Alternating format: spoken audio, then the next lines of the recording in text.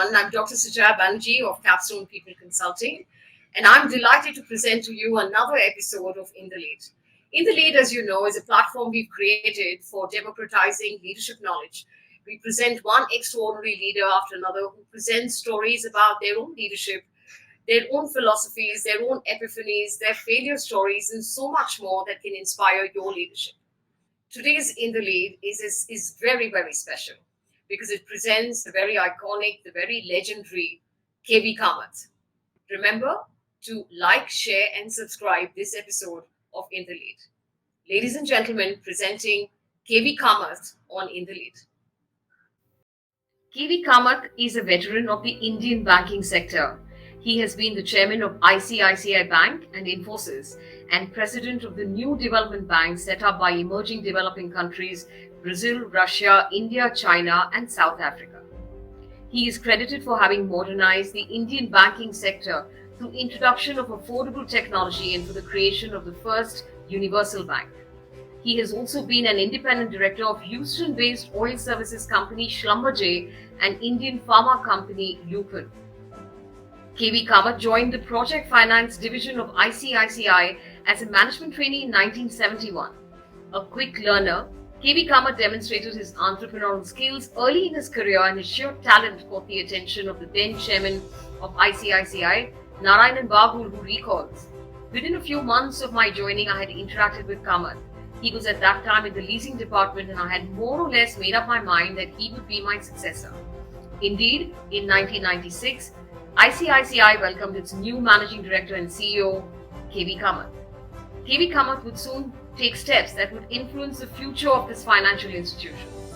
So was evident in the September of 1999 when, within 3 years of taking over as the managing director and CEO of ICICI, he drew up plans for converting the institution into a bank and also got ICICI listed on the New York Stock Exchange, NYSE, the first ever Indian financial institution to go the American Depository Receipts ADR route.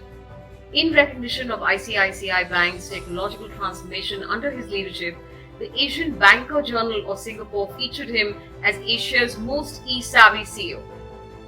In 2001, he was named the Asian Business Leader of the Year by CNBC Asia.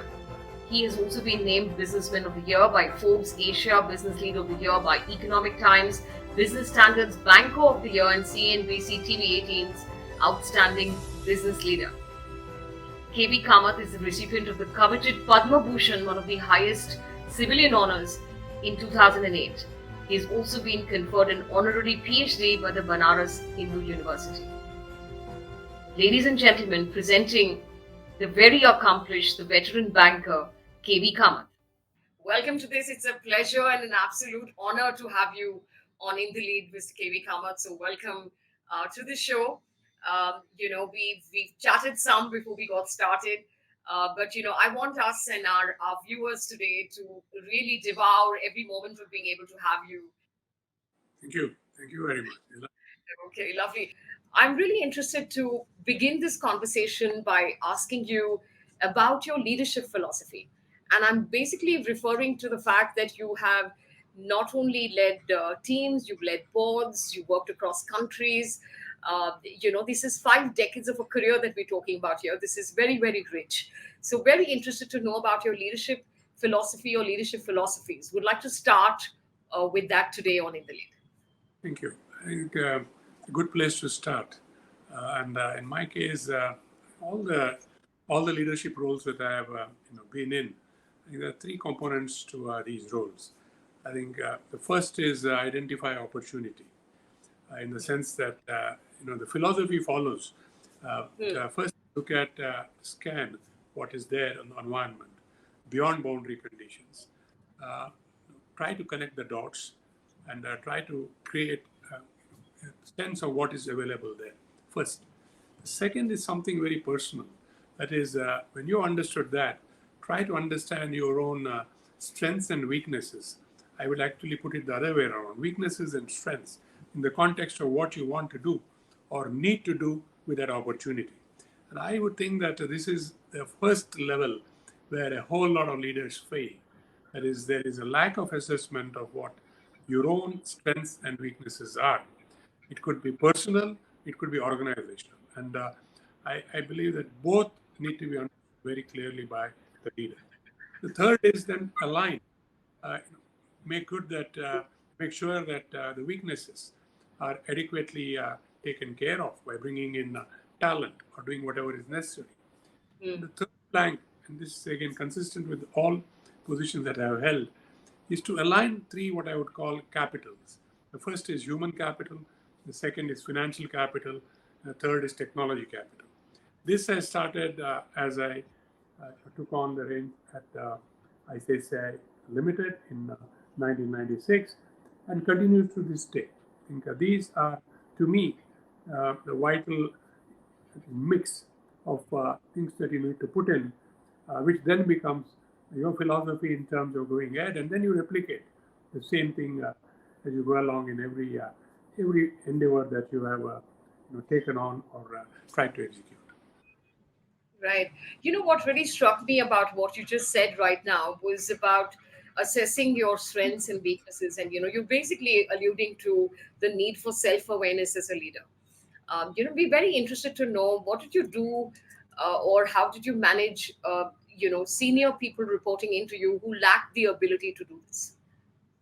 Yeah, I think that was probably my first challenge in 1996 in ICICI, because ICICI Limited was a 40-year-old company. And you certainly know what happens with 40 companies. There were few strong things about ICICI Bank. For the last previous 10 years, starting 85, we had recruited talent from the best schools. So I knew there was a pool of talent available. But exactly as you said, there were also people who were older who would have blocked positions where you could have gotten younger people to grow. Yeah. And what I saw in 1996, midway into the opening up of India, was a lot of need to change this organization also, because we were a project finance company, we were a development bank, and facing almost the same sort of problems that our clients were facing consequent to the changes they were seeing in the environment.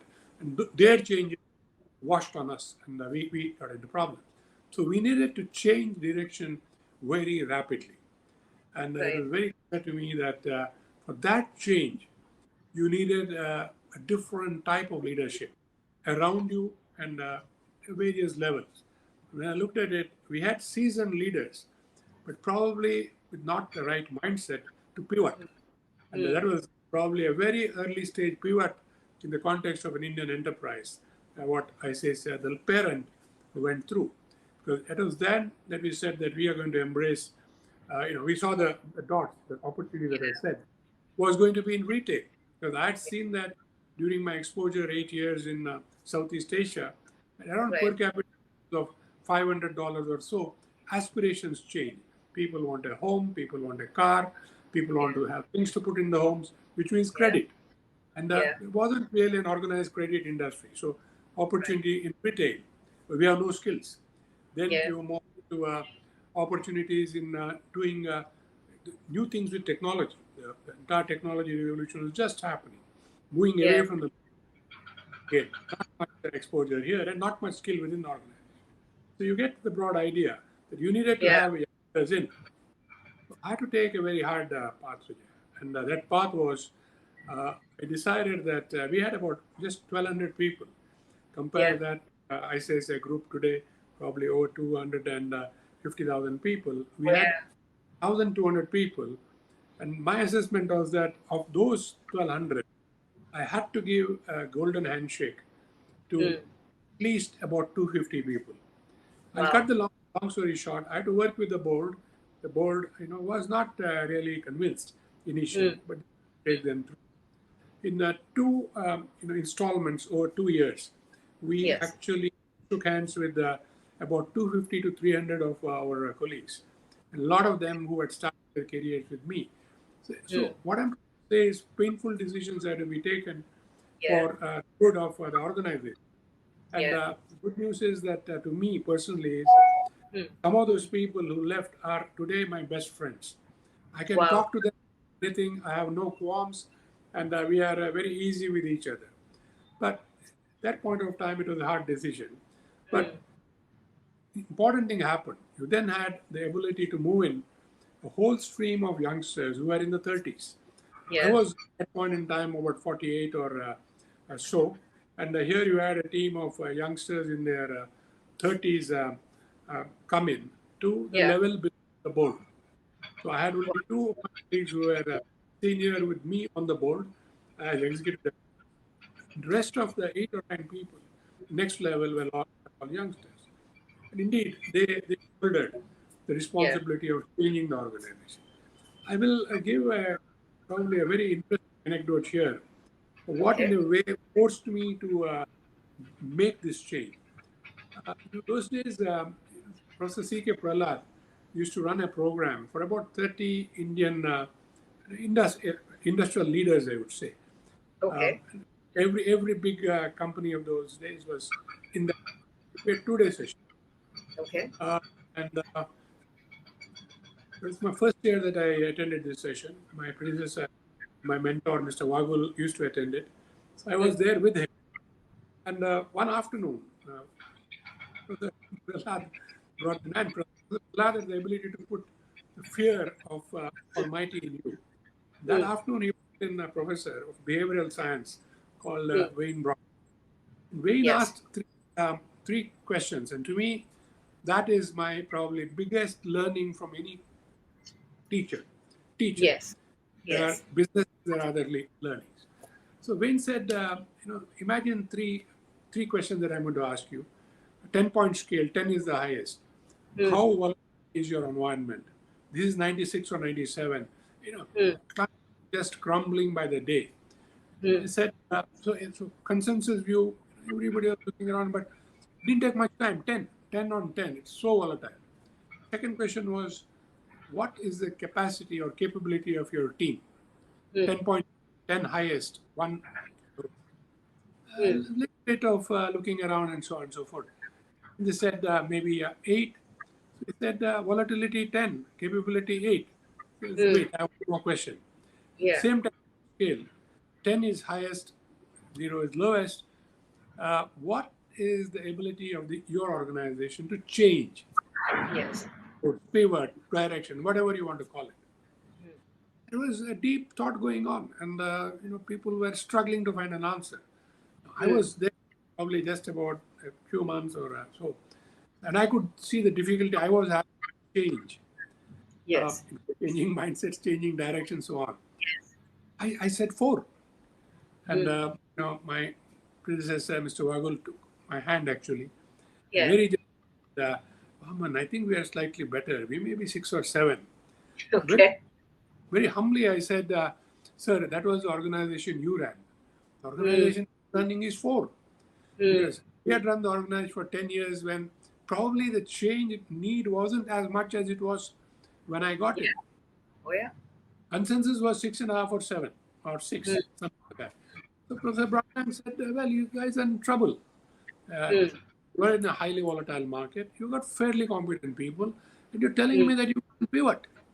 Yeah. And he gave me one more example, which I think could be very useful to our listeners Yeah. and viewers.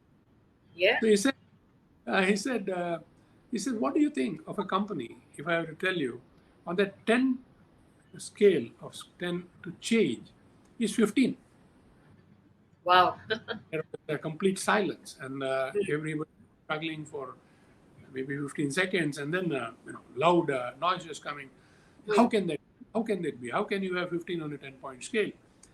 And then somebody blurted out, "That's anarchy." Basically, changes happen. Or Professor Brockbank laughed and said, "Maybe you guys are on the right track. Why don't you push that idea, anarchy?" So it went forward, and he said, "Imagine a company which actually takes feedback, not from top down, but from the street. The feedback goes into the lab. The lab works on it, and when the part is ready, the lines are told you regear your lines, and then the top is told that we are going to do the change, and he gave the Yeah. name of the company." And the tragedy was that this company was the absolute market leader, was the Okay. absolute innovator in 1996. 12 Yes. years later, it hit a wall in the span of 1 year and went into oblivion. This company will name because we all know the story of this company. This was Nokia. Yeah. He gave the example of Nokia in 1996 as where the feedback came from the street, and then people could get to work. The R&D was absolutely live. I won't know what might have happened later on, but that is again a reference to that. It hit a challenge in 2008, 2009 Right. is also clear. So if you don't not able to pivot, they Yes. could pivot in 697. They could not pivot in. Now, we took one example, but we can take so many examples of companies which have not been able to pivot and correct. In the Indian context, all you have to do is take a look at the 1990 top 20 companies by market cap in India and Okay. try to look at not today, try to look at the year 2000 and see how many of them were there. The decade basically left all of them behind, most of them behind. They could not pivot. My view is that if you don't pivot, that is going to be your fate for who you are even going forward, Yes. probably at an even pace. And it's great you're talking about change and you're talking about pivoting, because my next question is to do with that, which is I had watched your interview with Sadhguru, and there's a question that was asked to both you and Sadhguru around transformational leadership. And you mentioned transformational leadership is about being able to have a vision about the future, and then having the conviction and the discipline to be able to execute it. And I thought it was very, very well said. But I wanted to know more from you. Do you see examples of transformational leadership around you? I mean, we've perhaps gone through the disruptions of all disruptions in the last over 2 years. Do you see enough examples of transformational I leadership think around you? there are plenty. Just to spend just 15 seconds, the Yes. story that about ICICI 90s when I came in Yes. as leader, moving into retail, to me was transformational, and it had to Oh, be yeah. made to happen because we didn't have the people, we didn't have the capital, so we had to Yes. align. We did our first New York Stock Exchange listing to get capital. The Yes. people I mentioned, and then we had to put in a whole lot of new technology which was not run by the IT department, but by youngsters in their 20s to make it happen. I see that happening today. There are two distinct places where it is happening today. I think in all the digital startups, it's happening, where you are finding transformational leadership. They do things differently to incumbent. So that's happening. Unless incumbent pivots, not. But not to say that incumbents have not done it. Take, for example, the second quarter after the lockdown of 2020, when suddenly everybody was surprised when you saw that capacity utilization has come back to 100%. Yeah. And Yeah. you were hearing that people are just getting back to work, maybe in some industries more, some industries less. Then something very interesting happened. I talked to, actually, I called a large automotive component supplier from the south. And I Yes. asked somebody that I knew there, tell me, what is your output just now, production rate? He said, oh, count, we are near 100. And he said, what percentage of your staff is back on the floor? He said, oh, Mr. Kamath, we had challenges, they're all gone. Now about 75% have come back. 75% are now producing 100%? He said, yes. So I said, how did that happen? He said, oh, very simple. We changed process, we innovated, we brought some technology. I said, in simple English, common man's English, you're telling Yes. me that you got a productivity gain. Mm. That differential that you have got, 75% of the people are now producing 100% of the output. Typical economists tell us that takes 10 years and takes enormous investment and so on. Yeah. So, in the course of an epidemic, Yes. when we were shut down for most part, could achieve this. Yes. Then what I did was we had a CII National Council meeting just 15 days later. So I was talking to them about something, and I said, I want to do a dipstick. I, I gave this. I didn't give this example. I put it the other way around. Are you guys running now at near about 100%? Show of hands, 95 to 100%. What proportion of your staff is back? Is it 65, 70, 75, 80, 85? 75 to 80 in most industries. Continuous process, 90%. So basically, I would think the entire corporate sector, when a constraint was thrown in, the constraint of COVID, constraint of not being able to get in and do it, I think elevated themselves to a different level in terms of what they could do. So yeah, to me, the bigger example is these were all professional firms. You could have expected this of them, though in a normal situation, it would not have happened. Having been in business, I can tell you it wouldn't Yeah. happen. You needed a kind of a rare order. But to Yeah. me, mindset change that has taken place in the layperson is to me also a signal that there are deep possibilities in your mind. Oh, And yeah. most of the time, organizations and we personally don't explore it.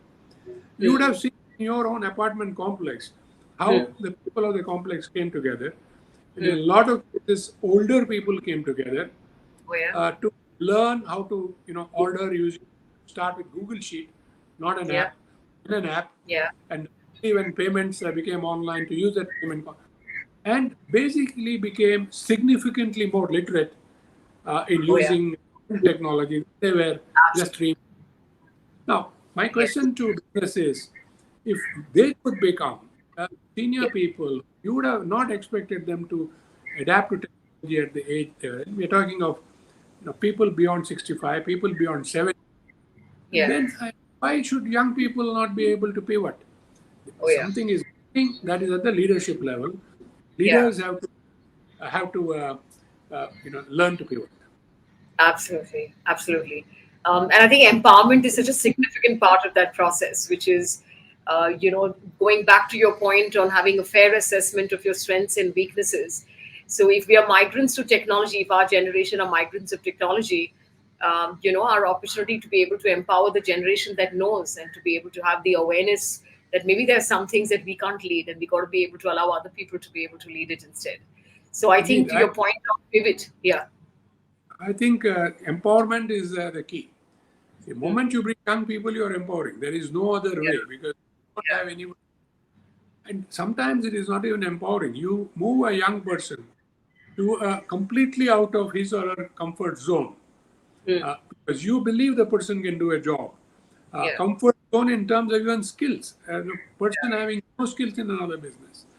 My Yeah. experience is that if the person abilities of mind, the person masters that subject in no time at all, and then becomes a very good leader in that context. There are, repeated examples that I have faced in bringing up people where you have moved people across complete streams, and just knowing that they have sheer competence, and they learn on the job and do Oh, yeah. probably better in this new job than they were doing in whatever they were doing earlier. Right, right. I'm really interested to know about your own learning processes. So, curious to know, can you recall a coaching moment in your own career where somebody senior or somebody who's a client or a colleague or customer, said something that basically grabbed your attention, something that you hold close to your heart even today? So I'm really calling out, a moment which was an aha moment for you when somebody said something that you till date hold close to heart as something that you deeply believe in. I think yeah, I had very good leaders who one could learn from in ICICI. Like my first boss, Mr. Nakarni, was one such leader. And I remember something that he told me, which I use today and I tell my team. He says, if you don't understand a word, don't put that word into your appraisal or into the project report that you're preparing, because that could be dire. So, I make sure that I know what I write, and I expect a team to know to make sure that you use the word appropriately. There's so many instances where I told me this, and I find that that's one of the biggest risks that you find of people around you. They use language, they use terminology, they use phrases, they use technical terms which they don't understand. And I think it doesn't do good to anybody. And I Right. also learned at that time, who was the managing director of ICICI, Mr. Mehta. So my very first appraisal, there was a lot of learning. There was a product which was being going to be manufactured. It was called synthetic rouge. I still remember, this is exactly 51 years ago. Synthetic Wow. rouge. And it was, in common man's parlance, it's iron oxide. So I Okay. had used the word synthetic rouge in the appraisal. And Mr. Mehta, in every single page of the appraisal where this word appeared, he had underlined it and put a question mark inside. Hmm. And so I went to him and we had to go to the boss to clear the appraisal. I could see that as he flipped pages, every single word, every single time I had the word synthetic rouge was underlined.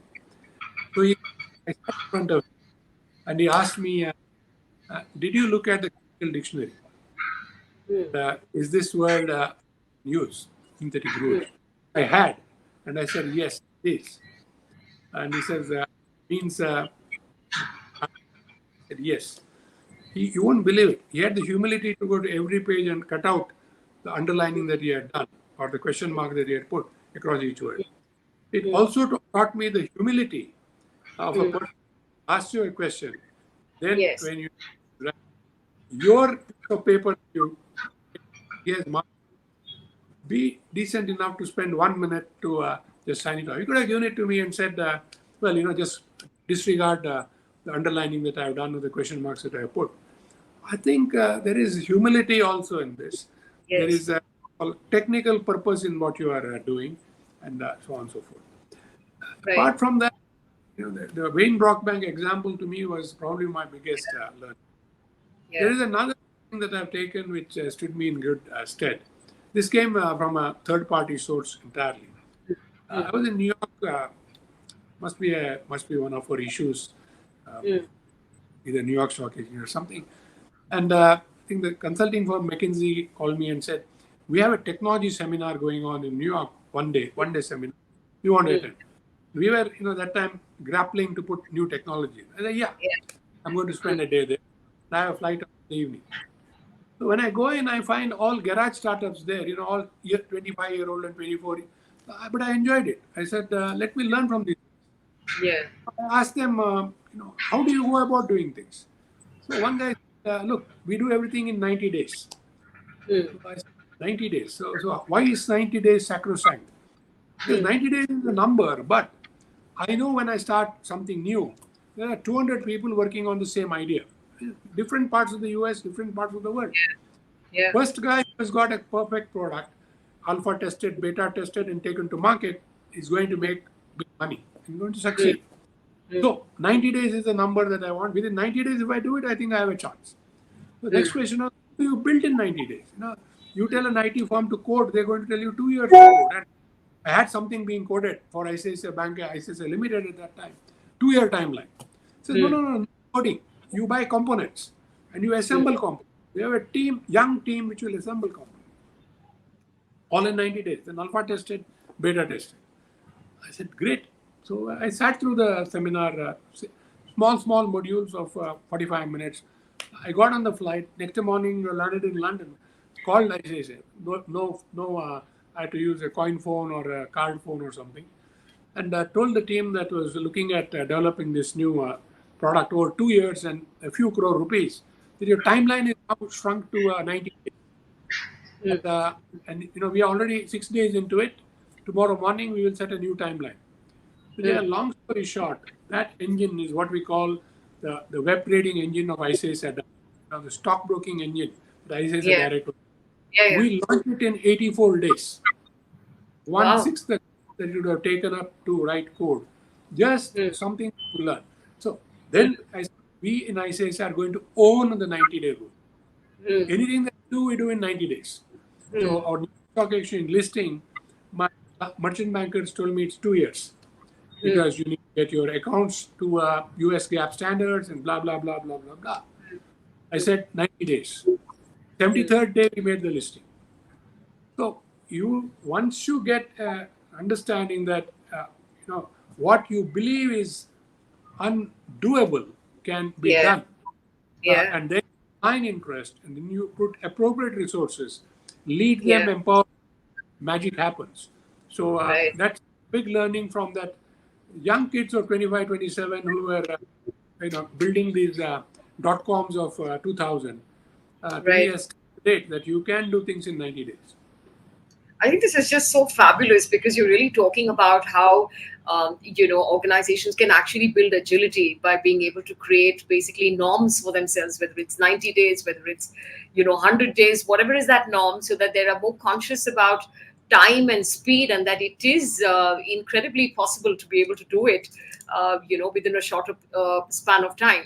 Also, the fact that there's value embedded in speed, isn't it, in loss of Indeed. time.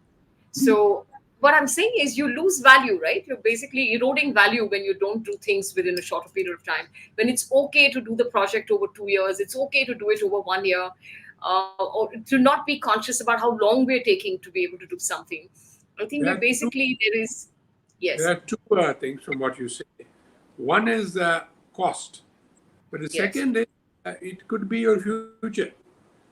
yeah, As there was young kids in the 97, 98, whenever that I was in that seminar, the technology seminar, told that there are 200 people who are with the same idea.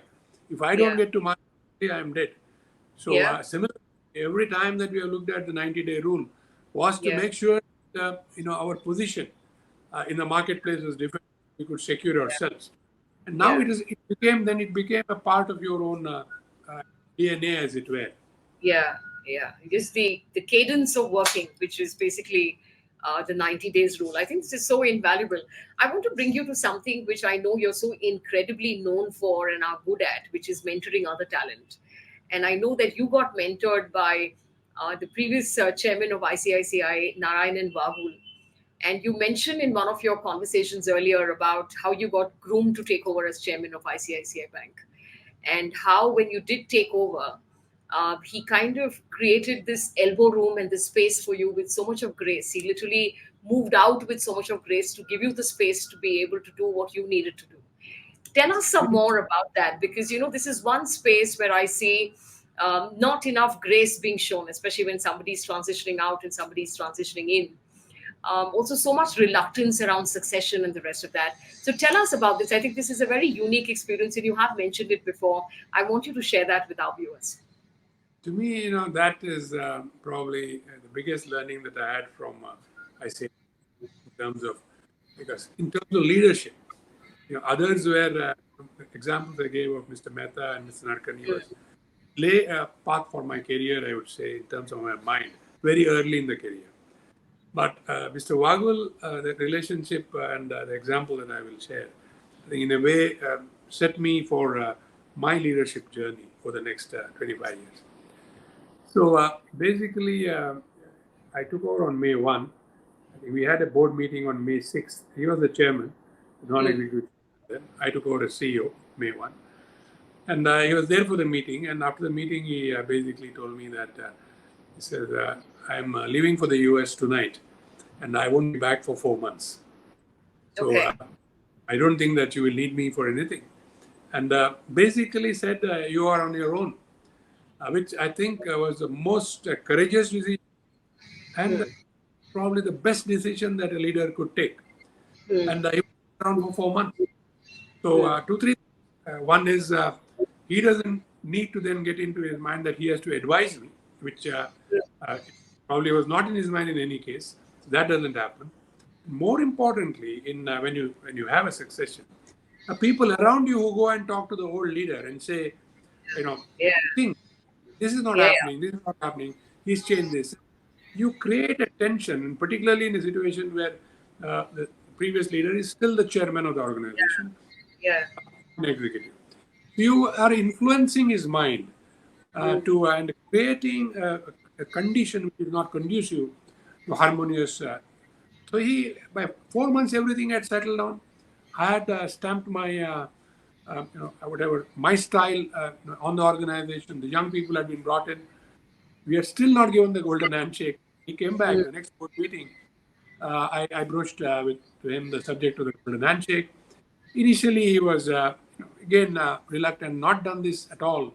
Should we be doing it? Then we went to the board. We discussed it with the board. I think he then agreed, and that is how the golden handshake started. Other learning experience that came from him was very interesting. Basically, anything new that we were introducing, and everything was new. Every entry into any new retail business was completely new, not only for the company, but by and large for the country.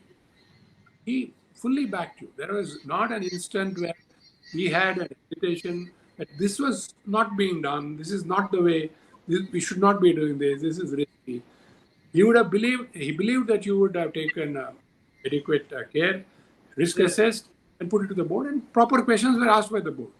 We could move it. So again, I think endorsing the point that you made, give space, move away, give space. I think both are important because both need not be mean the same.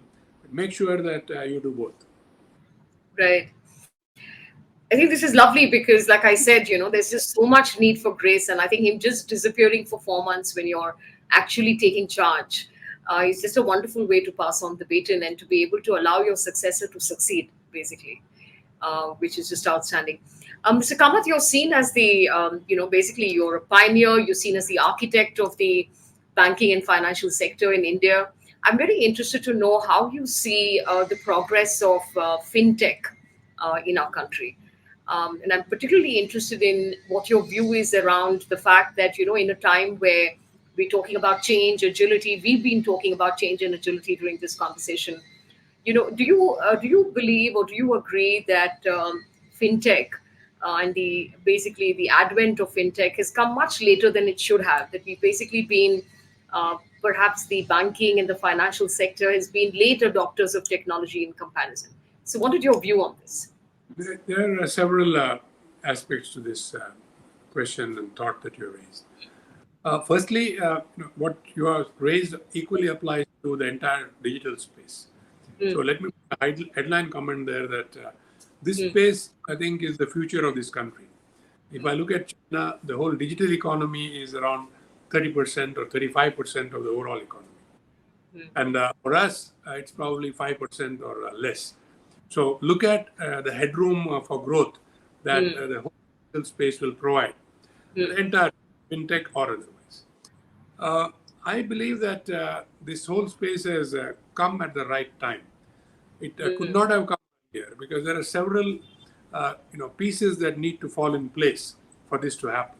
The first piece is indeed the evolution of technology, the larger technology which you are then using to build your own fintech piece. Second is the affordability of technology. The technology has to become virtually free. Then you can make things happen. I think this has happened over the last 3-4 years, and you then had youngsters who had the ability and the mindset to come out and look at this as an opportunity and put it in place. The process, the digital process, probably started with early pioneers like Flipkart and others who saw opportunity and made things happen, and you now have it spread across into the fintech space. Fintech, if you look at just that narrow core, plenty of opportunity. The only country where it has been fully taken up and probably 4 years ahead of us or 3 years ahead of us was China, because of early lead taken by not the banks, but by some of the new cos who grew there from a variety of sources. They were not necessarily fintechs, but they grew into fintech and used technology very in a way that it was very useful to the end user. So in India, I think we were about 3-4 years behind, but just see the pace at which you have grown. UPI as a stack for one, riding on the other stack, and riding on the Jandan, opening online accounts for people. So those two pieces had to fall in place. And once they fell in place and technology became and pervasive, then the third piece came in. There's one more piece there. It's not just the software part of it, it is the connectedness. So the ability to use data in sufficient measure, meaning data is available, it is at speed, it is reliable, and at a cost which is the lowest in the world. All happened in the last 2 years. As a consequence, we are the largest per capita data users in the world, despite nowhere in the GDP or per capita income rankings, because the cost of data is so affordable.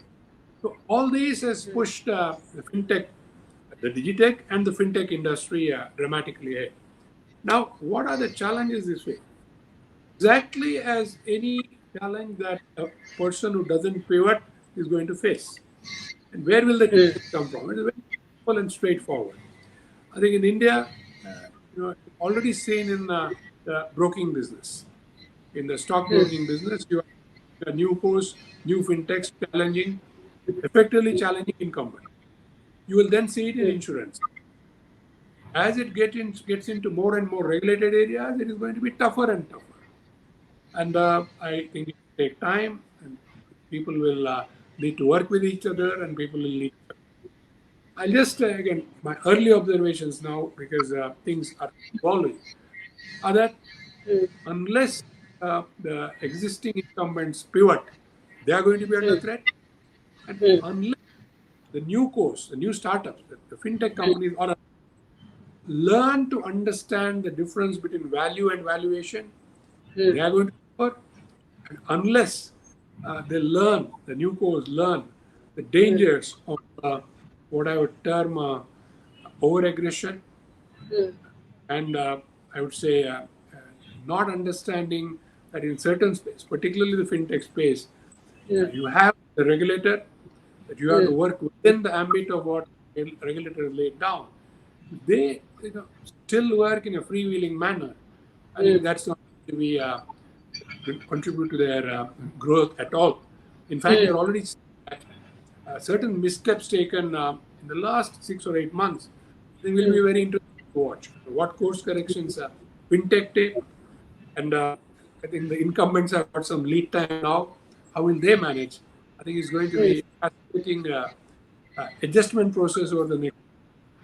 Both Right. trying to old companies trying to pivot from where they are, Mm. and the new starting to pivot from where they reach in a more Mm. thing, what a negative sense, come back to a positive environment. It will be Right. fascinating experience. We'll see. Right. So well said. You have a treasure trove of stories and so much to be able to share. It's very difficult to let you go. But I have a last question for you, which is through your very illustrious career, what is a quote that has really inspired you when you were feeling down or you were feeling, I can't see you as someone who felt hopeless at any time, but if at all you ever did, what really inspired you to get back onto your feet? Is there a failure story that you remember that you learned best from? Very interested to be able to end this on a very inspiring note of something that inspires you. Yeah, I think I'm inspired by what I think very wise people have put out as what I call as theory of constraints. Hmm. In my career, it's always been a theory of constraint which has enabled me to leap higher every single time. For example, the transformation that took place in ICICI 97 onwards, the theory of constraint. We could not grow in the line we were in. NPAs were enveloping us. We did not have capital. And we then were forced to think and leap higher. So we said retail. We said go to New York Stock Exchange because the domestic stock exchange is not giving us the equity. Go for technology because there is nothing else that you can do to drive the new retail business. So there Right. was a constraint. You leaped higher, and then you succeeded. I think at every stage, can repeat it endlessly. The theory of constraint is something that I have used as a good measure to succeed, and also it then gives a good reason to pivot Yeah. and reset and carry your people with you. Hmm. But to do that, make sure that you have the right people. Hmm. To make sure you have that, there are a whole lot of processes. Yeah. I won't go into that. My learnings in setting those processes. Make sure that you have got the right people, and then look at a constraint as a strategic opportunity. Leap Yeah. higher. I think you cannot lose. Right. This has been just so inspiring. I think this has been an honor and a privilege to talk to you, Mr. KV Kamath. I have to tell you that I'm going to consider this my career high point experience speaking to you today. Thank So you. thank you, and thank you for the humility. Thank you for accepting to do this. Thank you for the generosity to share with all our viewers, and for the incredible stories that you shared today. I think all of it has just been every word to hang on to. And I always ask viewers to be able to take notes as they're watching something like this. So thank you so much. This has been a masterclass in leadership. Thank you very, very much. I must say again, what an honor, privilege, and pleasure to talk to you here today. Thank Thank you. you so much, Mr. KV Kamath. Anything you want to Thank say you. last? I'll only say this, that I've always seen that an interview is only as good as the interviewer. So what you asked and the way you asked, I think brought out whatever I would say. So thank you. And thank you so much. Ladies and gentlemen, the incredible, the iconic, the architect, the mentor, basically the very, very incredible KV Kamath. I'm so excited and so delighted that we got him on this platform and that we have the opportunity to share this with all of you here today. If you like this episode of In the Lead, do share, subscribe, and make sure that you don't miss a single episode of In the Lead. Do like this episode if you really liked it. So I'm going to, with that, thank you, Mr. KV Kamath. Thank you, everyone, for watching this show. See you again on another episode of In the Lead.